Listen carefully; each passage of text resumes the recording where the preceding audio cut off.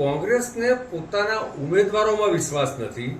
એ જ કોંગ્રેસ છે કે જે ઉમેદવાર સંતાડો અભિયાન ચલાવે છે અને જે દિવસે ચૂંટણીનું પરિણામ આવશે ત્યારે કોંગ્રેસ મુંહ સંતાડો મુંહ બચાવો અભિયાન ચલાવશે. કોંગ્રેસના ઉમેદવારો ઘડાયેલા નથી તો ગુજરાતની પ્રજા કોંગ્રેસમાં કેવી રીતે વિશ્વાસ મૂકશે? અને કોંગ્રેસમાં જે પ્રકારે વિશ્વસનીયતાનું ધોવાણ થયું છે અને જે જૂથવાદમાં ટિકિટો વહેંચાઈ છે તો સ્વાભાવિક છે કે અંદરની યાદાવસ્થળીને કારણે કોંગ્રેસની આ પરિસ્થિતિનું નિર્માણ થયું છે.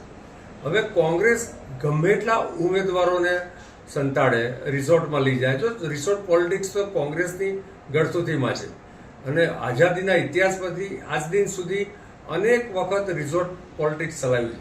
પરંતુ તમે જુઓ કે રાજ્યસભાની ચૂંટણીઓમાં કાશ્મીરથી કન્યાકુમારી સુધીમાં તમે જુઓ કે જે છેલ્લે પણ થઈ એમાં અનેક કોંગ્રેસના ધારાસભ્યોએ કોંગ્રેસની વિરુદ્ધમાં મતદાન આપ્યું.